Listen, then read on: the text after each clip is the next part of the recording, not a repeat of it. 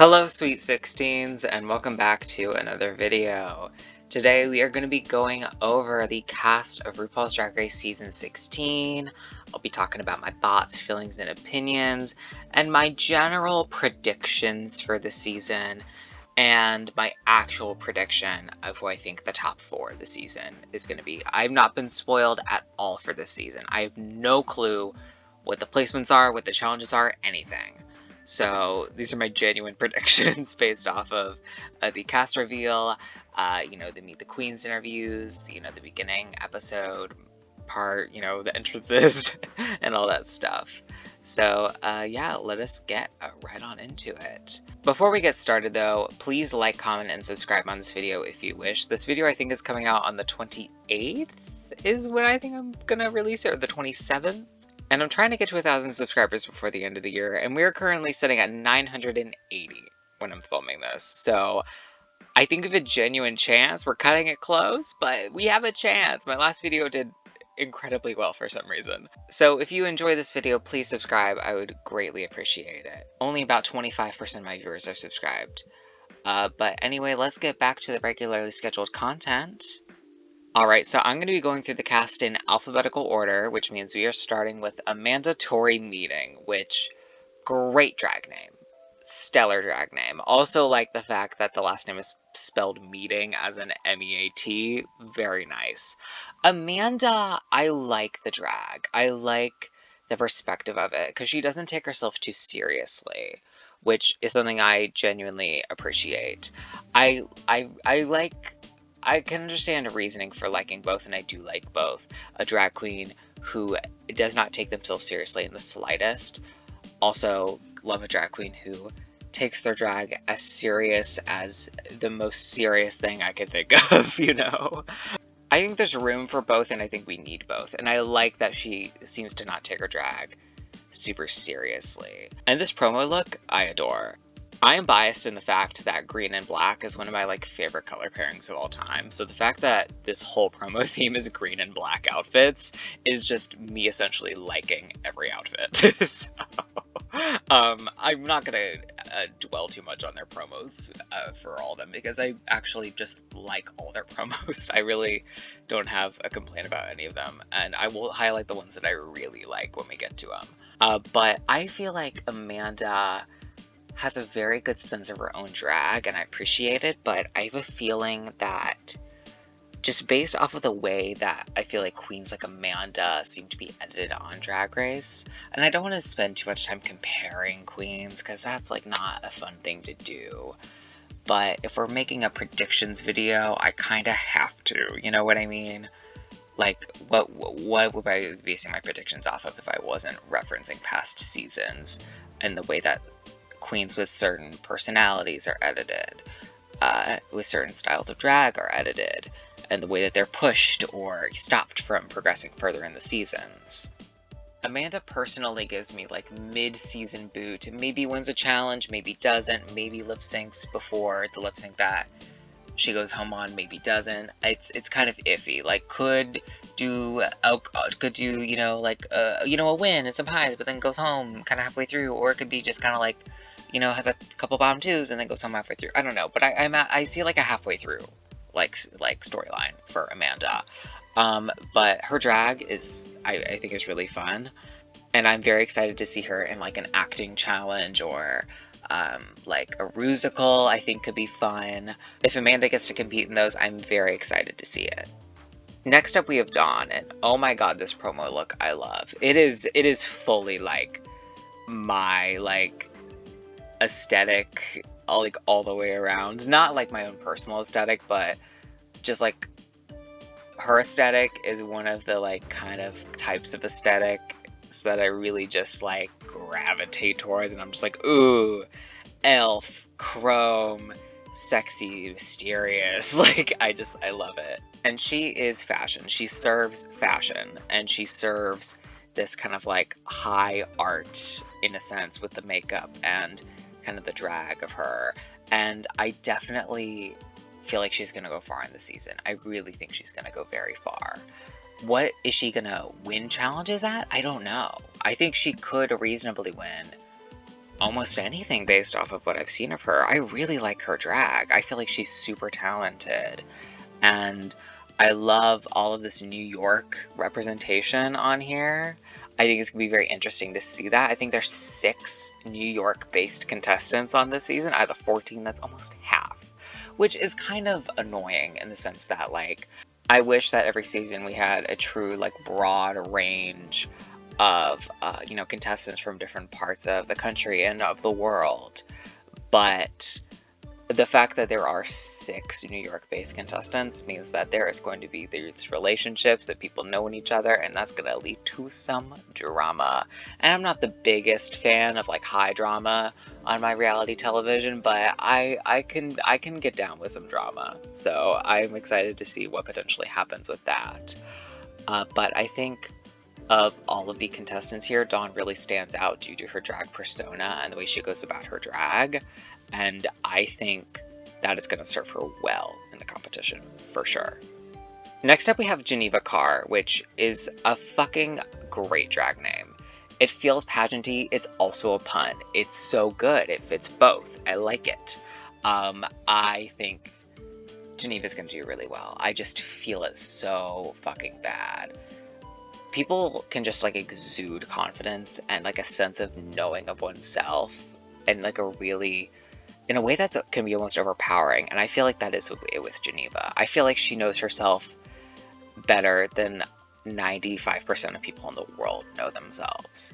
So I have a really good feeling that Geneva's going to be going super far in this competition. I'm so excited to see Geneva do something fashion related. I'm excited to see her do an acting challenge. I really, based off of what we've seen, I feel like Geneva could succeed at pretty much anything that's thrown at her.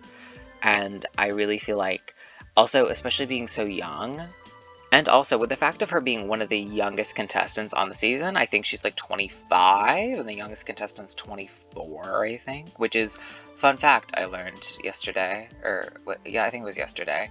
If I remember the account that posted this, I'll make sure to put their name on the screen, or put the post in the description. The youngest contestant on the season, which I believe is Plasma, is the oldest or second oldest youngest contestant on a season. Meaning that having a 24-year-old as the youngest contestant is only happened once else before, which was season 1 with Akasha, which is very interesting. And this is obviously talking about US seasons, but statistics we don't have to care about. I like her outfit here. I think she's going to do well in basically any challenge that is thrown at her. I feel like she exudes the confidence that I need to see. I think Geneva's going to make it very far. Next up, we have Hershey LaCour Jeté, obviously famous with, Miss Cornbread Jeté, who is an icon, a legend.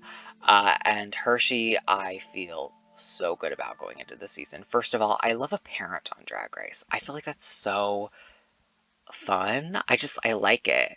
The fact that Hershey has 2 kids is something that I want to hear about. And I don't know. I'm not a parent. I'm never going to be a parent, but I like rooting for parents on Drag Race. It's just fun to me. Like, come on, mom, come on, dad, take home the crown. Why not?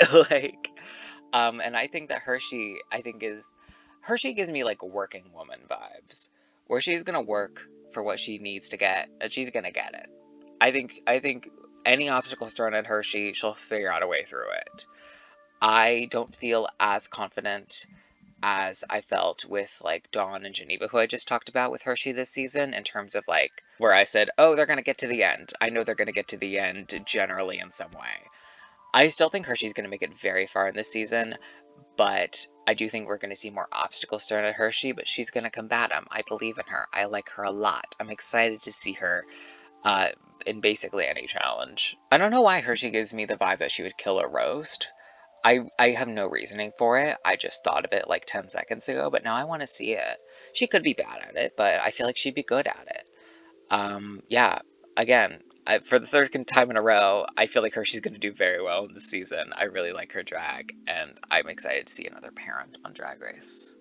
Next up, we have Megami, and let's talk about Megami. I love fucking nerds in both contexts. Um, but I fucking love nerdy shit, and the fact that she's named after Shin Megami Tensei, is so iconic to me, and I would love to hang out with this bitch. Oh my god. I think her drag style is so interesting, and it's so, you know, kind of anime and kind of edgy and just kind of fun, and I like it all. I really, really like her drag aesthetic. And I feel like if given a comedy challenge, Shin Megami Tensei over here is gonna fucking kill it. I really like her fashion. Will she do good in a fashion challenge? I don't know, but I feel good about her in a comedy situation. I just think she's a funny, like, naturally charismatic person. I feel like she can excel in that field, and I'm really excited to see her on this season. How far is she gonna go? I don't know. But even if she's at, like, episode 1, I don't care. I like her.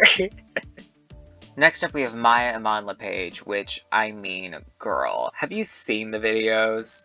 This girl can dance everybody else on this cast through the fucking floor. Oh my god. She is amazing.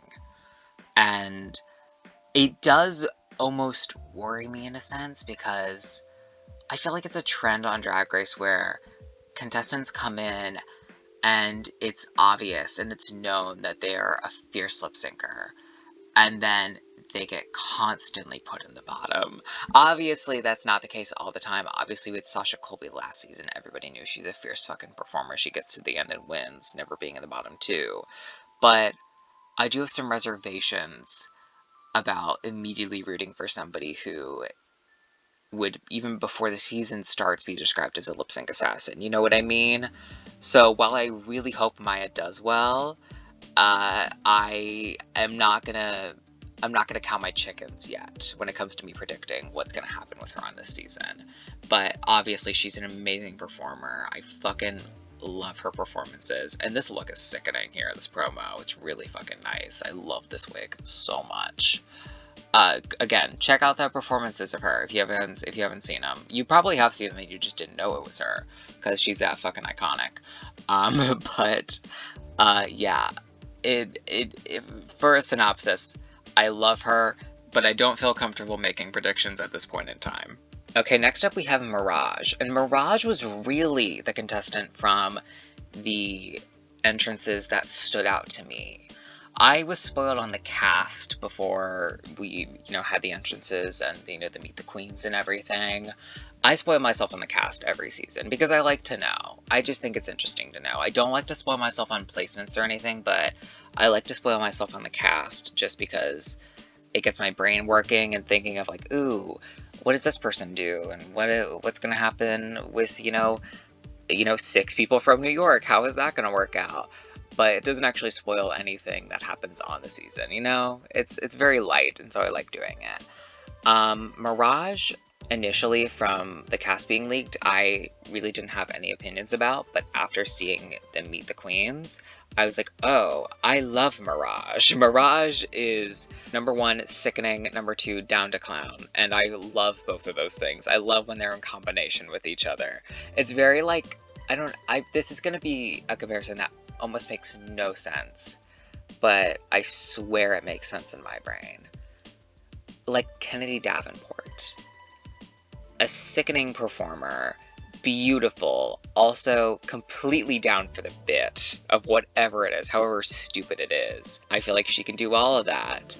I don't really have proof to back that up. That's just a feeling of mine, so I don't know if she's gonna go super far in the season. She could go early, middle, end. I don't really know. But my gut feeling is that she's going to make it a decent ways into the season at least, and she's going to be sickening while she does it, and I'm very excited for it. Next up, we have Morphine Love Dion, which, let's start with the mug. The prettiest fucking face, I swear, I feel like I've almost ever seen in drag. She is so beautiful. I'm just staring at her face right here in this promo image. It is amazing.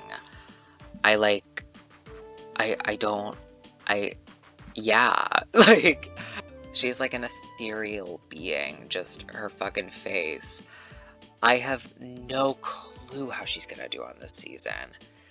I can't get a good read on her for whatever reason in terms of how she's gonna do on the season. I don't know. I really don't have anything to say other than I love her face. I hope she does well, but from what we saw the Meet the Queens and the entrances, I didn't get enough of her where I felt confident saying any scenario for her of whether she's going to go super far, middle, early, any of it. So she's kind of just like a beautiful question mark for me at this point in time.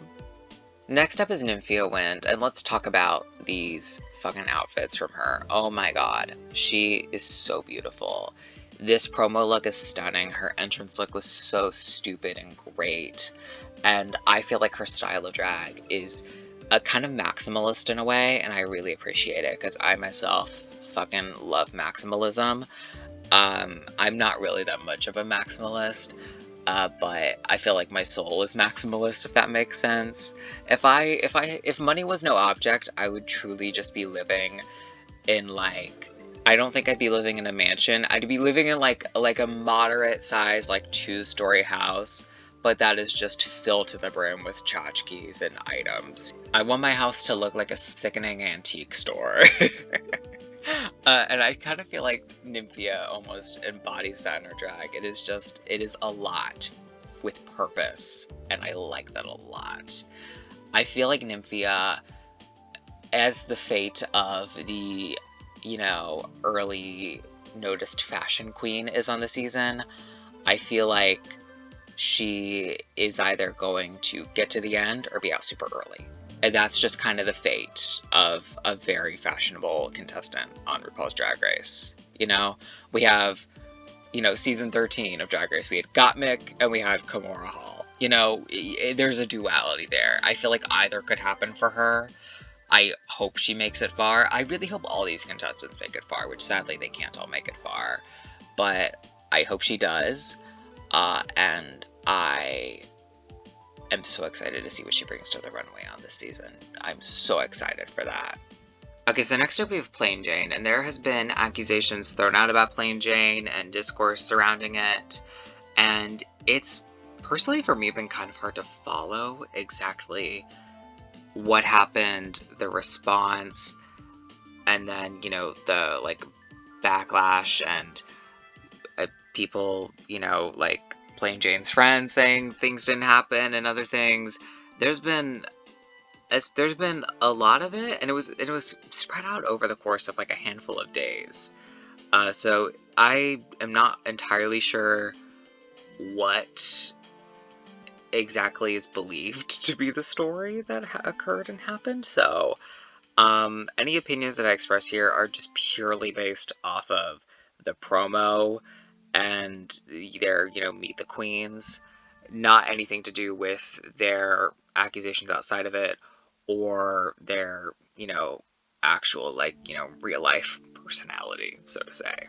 Honestly, Plain Jane gives me, like, a vibe of person who is good at drag, but you hate them for it. Like, somebody who is, like, just she gives me like quintessential drag queen, if that makes sense. Like, she's pretty, she has these fashion moments, she can be funny, she can do all these things. Like, she gives me classic drag in a sense, in the way that she carries herself as a performer and as like a person. I do think that is a chance to serve her well in this competition, but I don't feel like entirely confident about what she's gonna do here. She's almost kind of an enigma to me as well, like Morphine was, where I'm like, she could go far, she could be out early. She seems to just be kind of generally good at what she does in kind of a classic but funny way. I don't really have anything else to say. I really don't know. Okay, next up we have Plasma, and I love Plasma. Plasma is, first of all, I love a drag character. I love somebody who has a very set character with their drag. I think it's very entertaining. It brings me into this, kind of grounded place with their drag where it's like, okay, I know we're seeing this through the eyes of this character of Plasma, which is like, it's kind of like fashiony 1950s kind of fembot in a way, kind of almost vaudevillain in a sense is kind of what I get from her. That might be, I might be wrong with some of that. That could be changed, and my opinion might be changed throughout the season. But that's the vibe that I get. So once I see Plasma do things on the season, that's the sense and the perspective I'm going to be looking at it from, which is very important and is very helpful and can really ground everything that an artist does, and I like it and I appreciate it. Plasma, I think, has been doing drag almost the shortest amount of time of, like, anybody on this season. I think she said she's been doing it for, like, 1.5 years. So that does worry me a bit in the sense of the competition. So I don't know how far Plasma's gonna go, but I know I'm gonna love her drag every second that she does it. Next up is Q, which, first of all, iconic name, love it. And Q just gives me the vibe of a professional. A fucking just sickening professional. Good at everything she does with her drag. I genuinely believe she's good at everything she does with it. I mean, I feel like she can make outfits, dance, do comedy. She can do pretty much everything. And being a jack of all trades, so to say, on Drag Race can definitely either, like, help you or hurt you, because there is definitely the chance of the storyline for her essentially being, okay, well, you're great at everything, but what else is there to you? Which is kind of like a shitty storyline to get. Like, you know, in the vein of, like, Rosé, so to say. Ooh, that rhymed. How fun. It really is hit or miss. Because you can't just be perfection in the challenges. You really have to have that energy outside of it to back it up. And does she have it? I'm not sure. Do I hope she does? And do I think she's going to be great on the season regardless? Absolutely. Next up, we have Sapphira Crystal. And I'm calling it right now. Sapphira's going to win the season.